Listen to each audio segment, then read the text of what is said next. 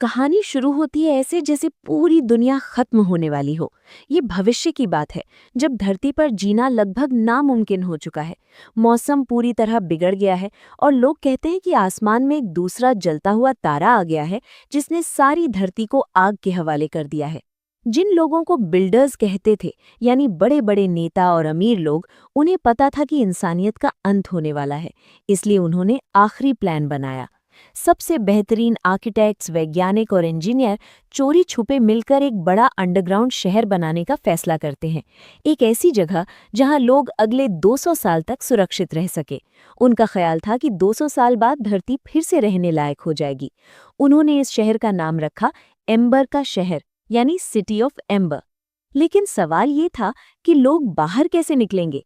इसे सुलझाने के लिए बिल्डर्स ने एक छोटी सी धातु की बॉक्स बनाई।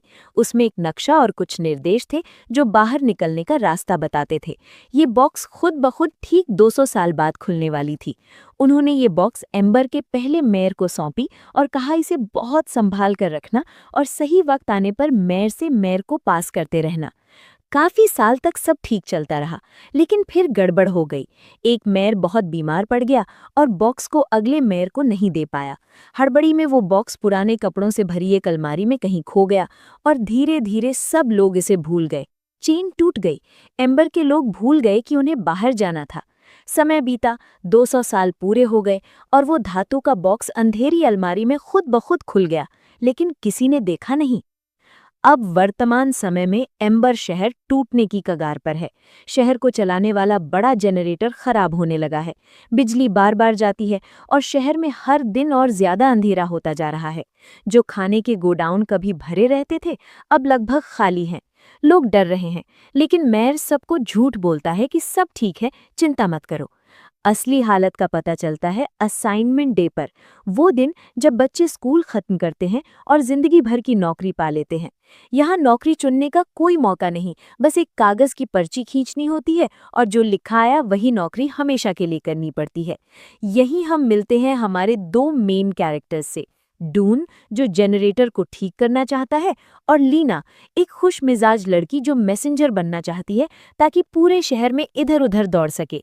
जब नौकरी वाली पर्ची खींचने का वक्त आता है तो किस्मत ने मजाक कर दिया। लीना को पाइप वर्क्स की पर्ची मिलती है, यानी शहर के नीचे अंधेरी सुरंगों में काम करना पड़ेगा, और डून को मिल जाती है मैसेंजर की नौकरी की पर्ची।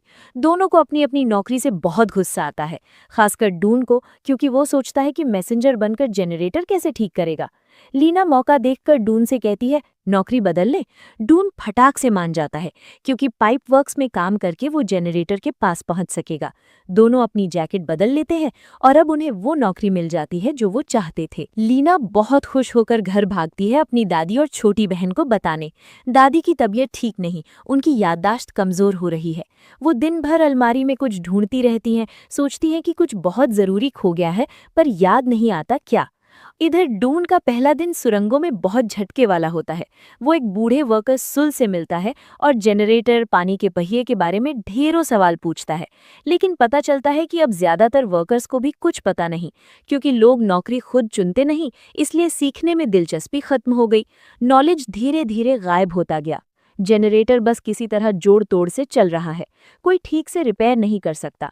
डून को एहसास होता है कि हालत उससे भी ज्यादा खराब है जितना उसने सोचा था। एक तरफ डून शहर की हालत से बहुत परेशान है, दूसरी तरफ लीना अपनी नौकरी से मस्त है। लाल मैसेंजर का केप पहनकर इधर उधर दौड़ रही है, बिना ये जाने कि शहर कब ढह जाएगा।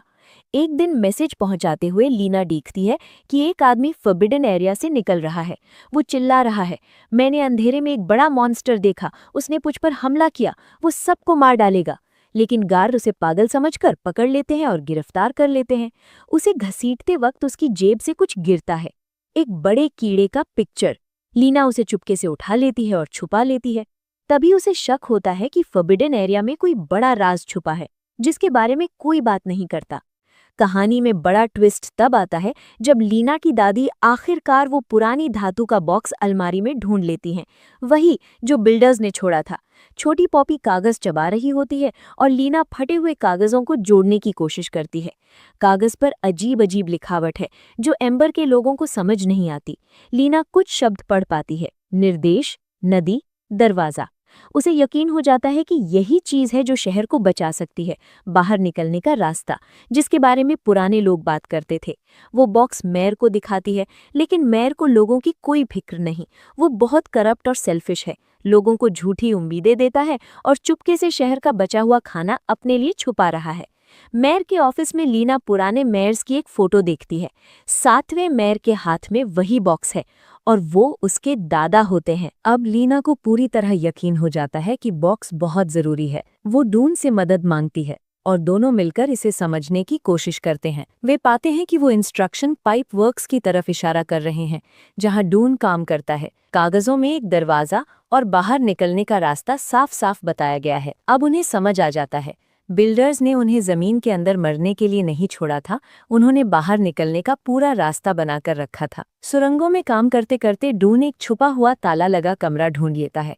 वहां उसे एक बहुत बड़ा चमगादड़ जैसा डरावना जानवर दिखता है। वो विशाल जीव उसका पीछा करने लगता है।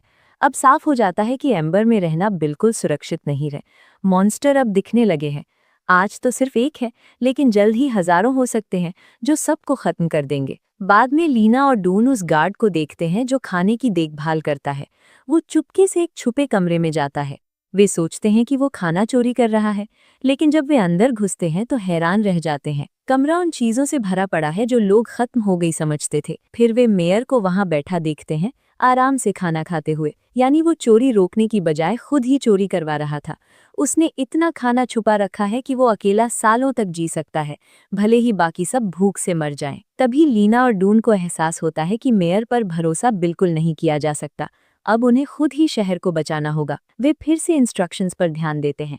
कागज में एक साइन वाली चट्टान का जिक्र है। डून को सुरंगों में एक अजीब साइन वाला पत्थर याद आता है। वे समझ जाते हैं कि बाहर का रास्ता उस नदी के पास छुपा है जो शहर के नीचे बहती है। इस बीच लीना को एक दुखद सच पता चलता है कि सालों पहले उसके पापा भी बाहर निकलने का रास्ता ढूंढने गए थे, लेकिन कोशिश में मर गए। वे और उनका दोस्त कभी वापस नहीं आए। उनकी सुरंग पानी से भर गई और पापा डूब गए। यही वजह है कि डून के पापा अपने बेटे को लेकर इतना डरते हैं। वे नहीं चाहते कि उनका बेटा भी जान जोखिम में डाले, लेकिन लीना और डून हिम्मत नहीं हारते। वे दुखद कहानी उन्हें और भी मजबूत बनाती है कि वे लीना के पापा का अधूरा काम पूरा करें। एम्बर में एक बड़ा फेस्टिवल होता है जहां सब लोग शहर के लिए गाने गाते हैं। लीना और डून इसे मौका समझते हैं कि मेयर की सच्चाई सबके सामने ला दे, लेकिन मेयर एक कदम आगे निकल जाता है। वो उन्हें झूठा और अपराधी बता देता है। गार्ड उनका पीछा करते हैं और लीना पकड़ी जाती है। उसे मेयर के ऑफिस ले जाया जाता है। मेयर उसे धमकाता है। लीना सोचती है कि अब सब खत्म। तभी अचानक बिजली चली जाती है। पूरा शहर घोर अंधेरे में डूब जाता है। अंधेरे का फायदा उठाकर लीना भाग निकलती है। वो पॉपी को पकड़ती है और डून से मिलती है। अब वे जानते हैं कि शहर छोड़ने का वक्त आ गया है। वे तेजी से पाइपवर्क्स की ओर भागते हैं। निर्देशों का पालन करते हुए वो एक छुपा सिस्टम ढूंढ लेते हैं, जहां नदी के पानी को कंट्रोल करने वाले लिवर और वॉल्व हैं। काम बहुत मुश्किल है, लेकिन वे कर लेते हैं। फिर उन्हें एक छुपा तिजोरी जैसा कमरा मिलता है, जिसमें पुरानी मजबूत नावें भरी पड़ी हैं। पहले तो वो शेल्फ लगती हैं, लेकिन जब गिरती हैं तो पता चलता है कि नावें हैं। उन्होंने पहले कभी नाव नहीं देखी थी। वे एक नाव को तेज नदी में ढकेलते हैं और जैसा इंस्ट्रक्शंस में लिखा था निकलने के लिए तैयार हो जाते हैं। तभी मेयर वहां पहुंच जाता है। वो भी फेस्टिवल से भाग आया था, जानता था कि जनरेटर अब पूरी तरह खराब होने वाला है। शहर में अफरा तफरी मची है और मेयर अपने छुपे कमरे में छुप जाता है। सोचता है कि वो खुद को बचा लेगा, लेकिन जैसे ही वो अंदर घुसता है, वही विशाल चमगादड़ जैसा मॉन्स्टर फिर सामने आ जाता है।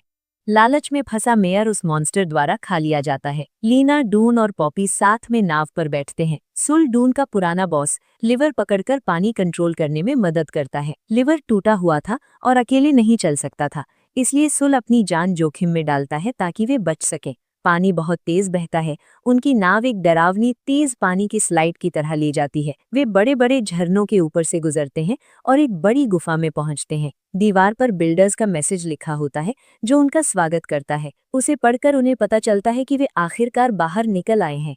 वे बहुत खुश होते हैं। वहां से उन्हें लंबी सीढ़ियां चढ़नी पड़ती हैं। घंटों चढ़ाई के बाद ऊपर से हल्की रोशनी दिखती है। वे और थोड़ा चढ़ते हैं और आखिरकार जमीन की सतह पर पहुंच जाते हैं। खुले आसमान के नीचे कदम रखते हैं। अभी भी अंधेरा है। वे कभी बाहर नहीं गए थे, इसलिए रात क्या होती है वे नहीं जानते। उन्हें थोड़ी उदासी होती है, लेकिन ज्यादातर खुशी, चांद और सितारे देखकर। अब वापस लौटना नामुमकिन है। वे सो जाते हैं और सुबह उन्हें तेज धूप जगाती है। ऊपर देखते हैं तो सूरज उग रहा है, पक्षी उड़ रहे हैं और गा रहे हैं। वे ये सब पहली बार देख रहे हैं। हरे पौधे, पक्षी, एक जिंदा और खूबसूरत दुनिया। पहले तो उन्होंने ये सब सिर्फ किताबों में पढ़ा था। धरती से वो दूसरा तारा अब गायब है। वे खुशी खुशी नई दुनिया की खोज करते हैं। चलते चलते वे जमीन में एक गहरा गड्ढा देखते हैं।